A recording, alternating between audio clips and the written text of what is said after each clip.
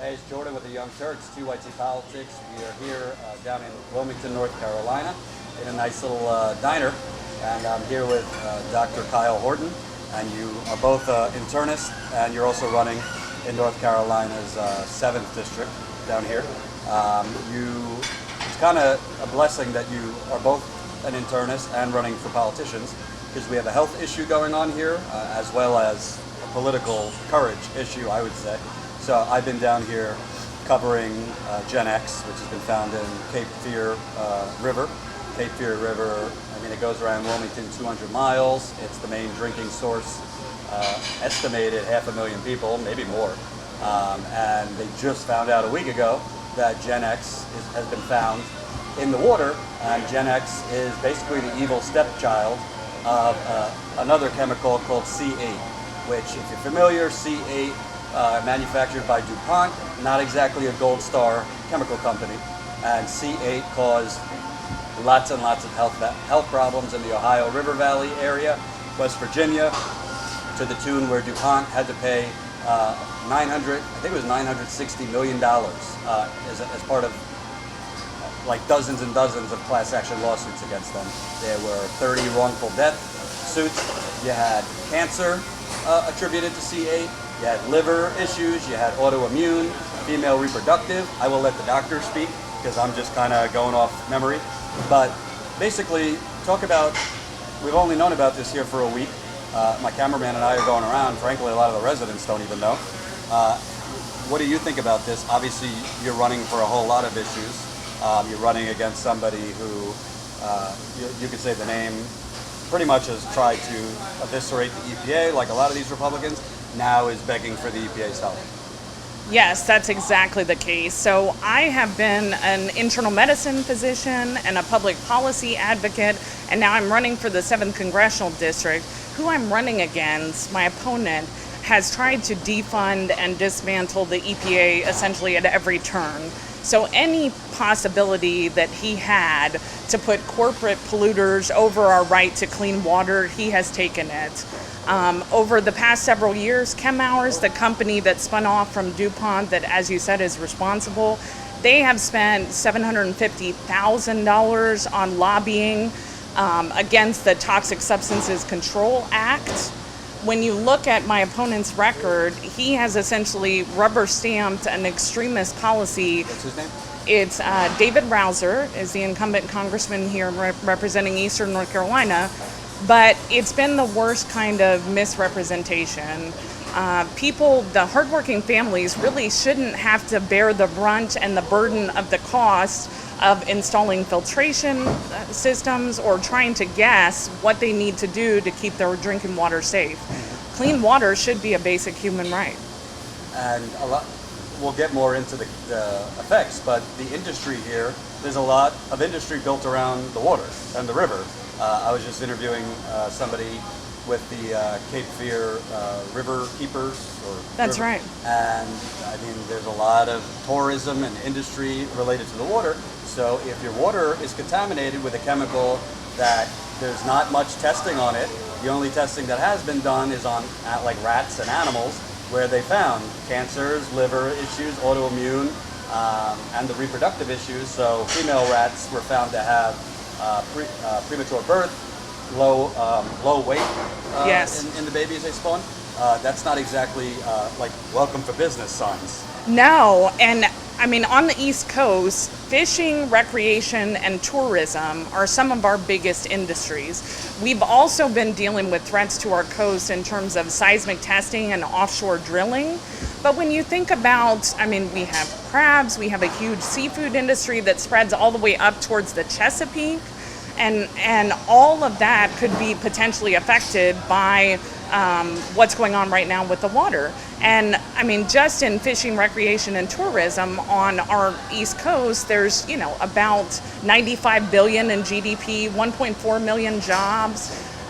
There's probably 500,000 people that might be affected by this current issue with the water that are downstream from this DuPont plant that continues to dump. And what we found yesterday with the press conference is that they're not even agreeing to cease and desist dumping now that they are exposed. And what I find I mean, only in America, which I call the United Corporations of America, as you know. So the EPA in 2009, when C8, which was the chemical being used for Teflon, the EPA and DuPont came to an agreement that they would make a different chemical compound, which became Gen X. Frankly, not a scientist, but from the people I've spoken to, it's not all that different from C8, maybe a little bit different here or there. And companies get away with this all the time, where they make a slightly different version of the toxic chemical. But the EPA said in no uncertain terms, you cannot dump this in water bodies. Well, we just found out they've been dumping it in a river that goes around 200 miles and serves 500,000 people. Why is it that once this has been found out, the EPA has not shut it down right away? Yes, they're inexplicably exploiting some loophole that is quite clearly putting profit over people. There are filtration mechanisms that we believe might be effective, but as you know, the science is just not there, and they weren't supposed to be dumping it. What they're claiming is that the permit is not applicable in some way, shape, or form to this separate vinyl ether process that's immediately adjacent to that same plant. How could that possibly be the case that they're allowed to dump immediately adjacent because it's somehow some slightly different process than the Teflon manufacturing and C8 that we knew was not safe? Mm-hmm. And by the way, I mean, I always say when I'm in Flint, when I'm in East Chicago, now here, it might seem very far away from you and it only affects the people here. Not so much.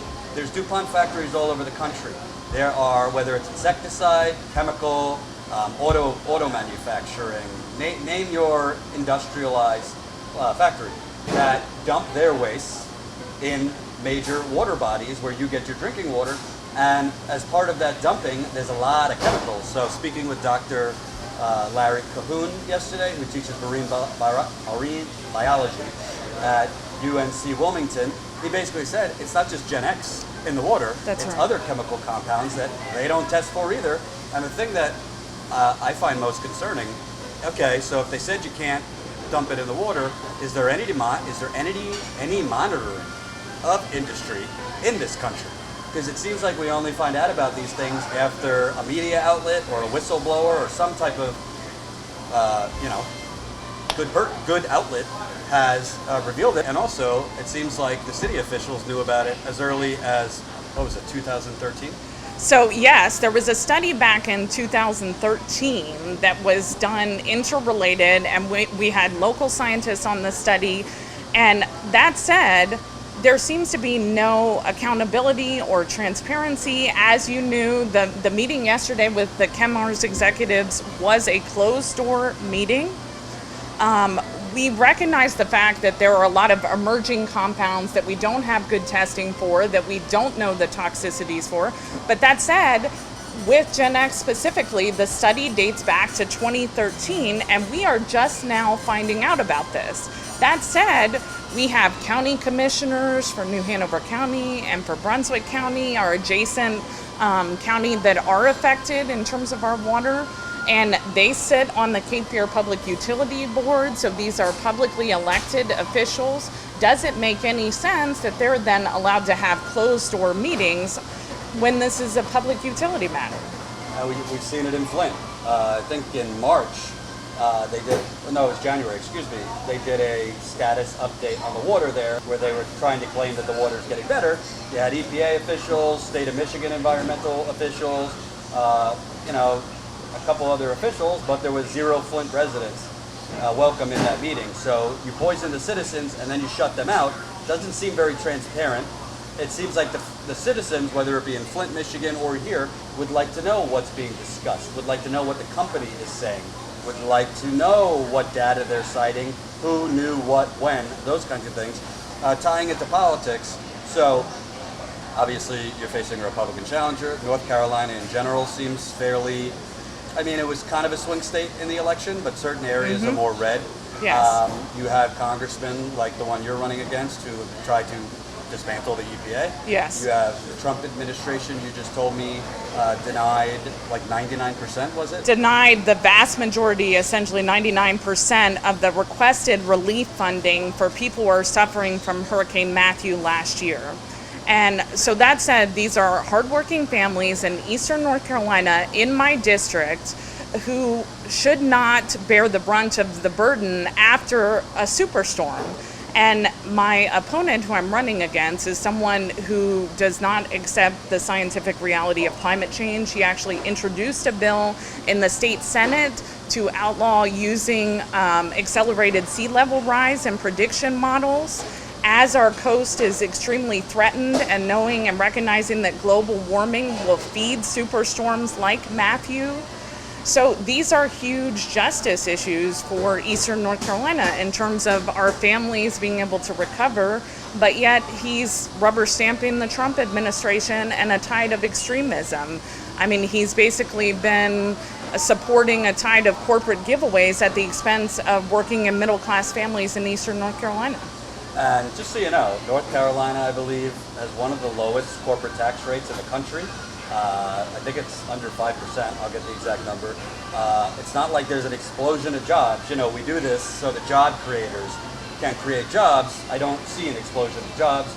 You told me that some areas in North Carolina are double the national average. Yeah, and many areas in rural North Carolina, we've had essentially double national unemployment. We're also sandwiched between a Marine and an Army base, and we have young military spouses that have had tremendous unemployment rates. It's extremely difficult. They have to move and transplant their families. And that said, what we're seeing is that the incumbent congressman does not support a 21st century economy. We have prime sites for wind and solar in our rural counties, but this is something where he's been, wanting to rubber stamp Trump in protecting coal jobs, but not saying anything about clean and green energy, sustainable jobs that will stay here. He's also not really done much in terms of infrastructure that could, as you recognize, we're a coastal economy. Tremendous infrastructure development here would bring tons of jobs. Dr. Kyle Burton, and she's running in the 7th District. Where can people find out more? Yeah, I'm Dr. Kyle Horton. You can go to www.drkyleforcongress. As I said, this is North Carolina's 7th Congressional District. Great. Thank you. Thank you.